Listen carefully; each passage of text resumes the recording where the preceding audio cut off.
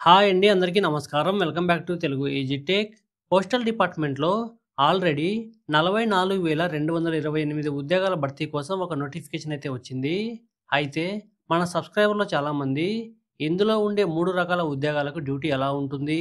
10థ్ క్లాస్‌లో ఎంత పర్సెంటేజ్ వస్తే జాబ్ వచ్చే అవకాశం ఉంది? వేరే స్టేట్‌లో అప్లై చేసుకోవచ్చా?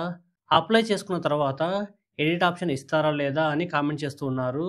అయితే ఈ వీడియో ద్వారా మన సబ్స్క్రైబర్స్ యొక్క డౌట్స్‌ను వన్ బై వన్ క్లియర్‌గా ఎక్స్‌ప్లెయిన్ చేయబోతున్నాను. డీటెయిల్స్‌లోకి వెళ్ళడానికంటే ముందు మీరు మన వీడియోను మొదటిసారి చూస్తున్నట్లయితే నా ఛానెల్‌ను సబ్స్క్రైబ్ చేసి పక్కన ఉన్న బెల్ ఐకాన్‌ని క్లిక్ చేయండి.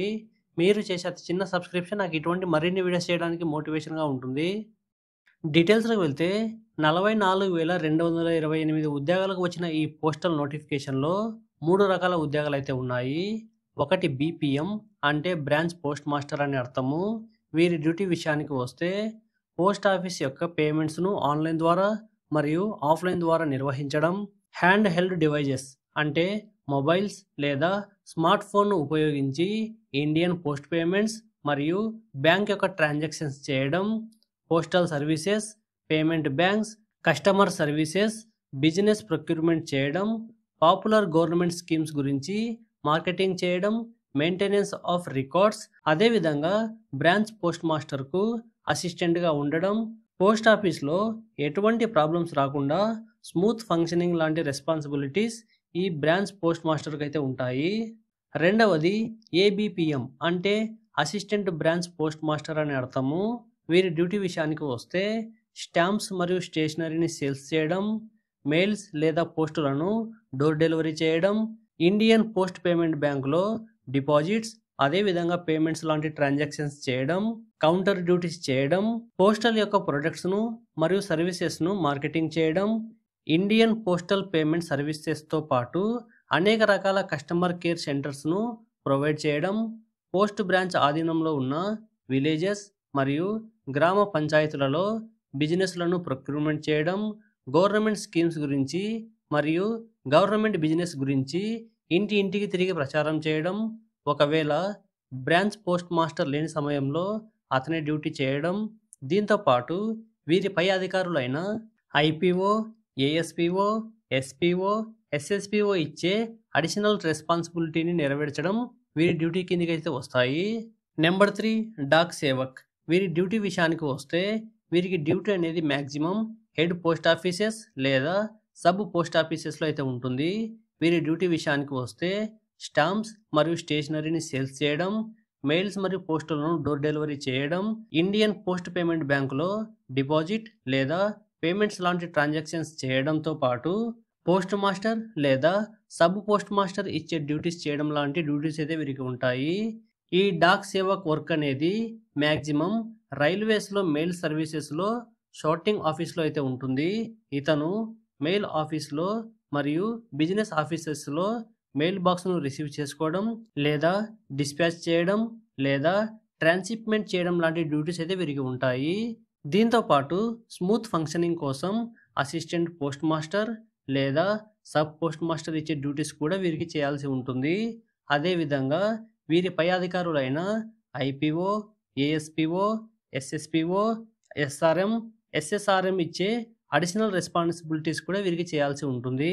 ఈ ముగ్గురు యొక్క డ్యూటీ యొక్క కంపారిజన్ విషయానికి వస్తే మ్యాక్సిమం ఈ 3 ఉద్యోగాలకు డ్యూటీ అనేది నియర్లీ ఒకే విధంగా అయితే ఉంటుంది. అయితే మనలో చాలామందికి ఉండే ఒక చిన్న డౌట్, ఎక్కువ ఉద్యోగాలు ఉండే స్టేట్‌లో మనం అప్లై చేసుకోవచ్చా అని. ఇది కుదరదండి. ఎందుకంటే ఈ ఉద్యోగాలకు కేవలం లోకల్ అభ్యర్థులు మాత్రమే ఎలిజిబుల్. నాన్ లోకల్ వారు ఈ జాబ్స్‌కు నాట్ ఎలిజిబుల్. కేవలం మన సొంత డివిజన్‌లోనే ఈ జాబ్‌కు అప్లై చేసుకోవాల్సి ఉంటుంది. ఈ ఉద్యోగాలకు అప్లై చేసుకున్న తర్వాత ఎడిట్ ఆప్షన్ విషయానికి వస్తే ముందుగా మీరు అప్లై చేసే సమయంలో చాలా జాగ్రత్తగా మీ అప్లికేషన్ ఫిలప్ చేయాలి. ఒకవేళ మీ అప్లికేషన్‌లో ఏదైనా తప్పు ఉన్నా సరే డోంట్ వర్రీ. ఎందుకంటే 6 ఆగస్టు నుంచి 8 ఆగస్టు 2024 వరకు మీ అప్లికేషన్‌లో ఏమైనా మిస్టేక్స్ ఉంటే వాటిని కరెక్ట్ చేసుకోవడానికి ఎడిట్ ఆప్షన్ అయితే ఇస్తారు. మనలో చాలామందికి ఉండే డౌట్ 10థ్‌లో ఎంత పర్సెంటేజ్ ఉంటే జాబ్ వచ్చే అవకాశం ఉంటుందని. మనం లాస్ట్ సెలక్షన్ ప్రకారం గమనిస్తే ఈసారి ఎకనామికలీ వీకర్ సెక్షన్ వారికి 87-92%, జనరల్ కేటగిరీ వారికి 90-95%, ఓబీసీ వారికి 80-90%, ఎస్సీ వారికి 80-87%, ఎస్టీ వారికి 80-95%, హ్యాండిక్యాప్ వారికి 70-80% కట్ ఆఫ్‌గా ఉండే అవకాశం అయితే ఉంది. అయితే ఇక్కడ అభ్యర్థులు గమనించాలి. తక్కువ పర్సెంటేజ్ ఉన్నవారు కూడా అప్లై చేయడానికి ప్రయత్నించండి. ఒకవేళ మీరు అప్లై చేసుకునే కేటగిరీలో తక్కువ క్యాండిడేట్స్ అప్లై చేసుకుంటే మీకు జాబ్ వచ్చే అవకాశం అయితే ఉంది. సో, మీకు పర్సెంటేజ్ తక్కువగా ఉన్నా సరే ఖచ్చితంగా ట్రై చేయండి. ఒకవేళ మీ మార్క్ లిస్టులో పర్సెంటేజ్ లేదా మార్క్స్ ఇవ్వకుండా పాయింట్స్ ఇచ్చి ఉంటే ఈ పాయింట్స్‌ని ఏ విధంగా క్యాలిక్యులేట్ చేయాలో నేను క్లియర్‌గా ఎక్స్‌ప్లెయిన్ చేస్తాను. ఇక్కడ మీకు వచ్చిన టోటల్ పాయింట్స్ మల్టిప్లై 9.5 చేస్తే మీ యొక్క పర్సెంటేజ్ అనేది వస్తుంది. ఎగ్జాంపుల్ మీ యొక్క మార్క్ షీట్‌లో మీకు 10 పాయింట్స్ వచ్చి ఉంటే 10 మల్టిప్లై 9.5 ఈజ్ ఈక్వల్ టు 95% అయితే వస్తుంది. ఈ విధంగా మీరు మీ పాయింట్స్‌ను క్యాలిక్యులేట్ అయితే చేసుకోవాలి. ఫ్రెండ్స్, అర్హత ఉన్నవారు ఖచ్చితంగా ఈ జాబ్స్‌కి అప్లై చేసుకోండి. ఈ జాబ్ యొక్క సాలరీ విషయానికి వస్తే బ్రాంచ్ పోస్ట్ మాస్టర్ ఉద్యోగాలకు నెలకు వారి ఎక్స్‌పీరియన్స్‌ని బట్టి రూ. 12,000 నుంచి రూ. 29,380 వరకు ప్రతి నెల ఉంటుంది. అసిస్టెంట్ బ్రాంచ్ పోస్ట్ మాస్టర్ మరియు డాక్ సేవక్ ఉద్యోగాలకు వారి ఎక్స్‌పీరియన్స్‌ను బట్టి 10,000 నుంచి రూ. 24,470 వరకు ప్రతి నెల సాలరీ అయితే ఉంటుంది. ఫ్రెండ్స్, ఈ వీడియో ద్వారా మీకు చాలా రకాల డౌట్స్ క్లియర్ అయ్యాయని అనుకుంటున్నాను. మీకు ఇంకా ఇప్పటికీ ఏమైనా డౌట్ ఉన్నట్లయితే నా కామెంట్ రూపంలో తెలియజేయండి. నేను మీకు ఖచ్చితంగా రిప్లై ఇస్తాను. ఫ్రెండ్స్, ఈ వీడియోలోని ఇన్ఫర్మేషన్ మీకు నచ్చినట్లయితే నా ఛానల్ సబ్స్క్రైబ్ చేస్తూ ఈ వీడియో మీ ఫ్రెండ్స్, మీ ఫ్యామిలీ మెంబర్స్‌లో ఎవరికైనా ఉపయోగపడుతుందని మీకు అనిపిస్తే వారితో ఈ వీడియో షేర్ చేయడం మాత్రం మర్చిపోవద్దు. Thank you for watching. Have a good day.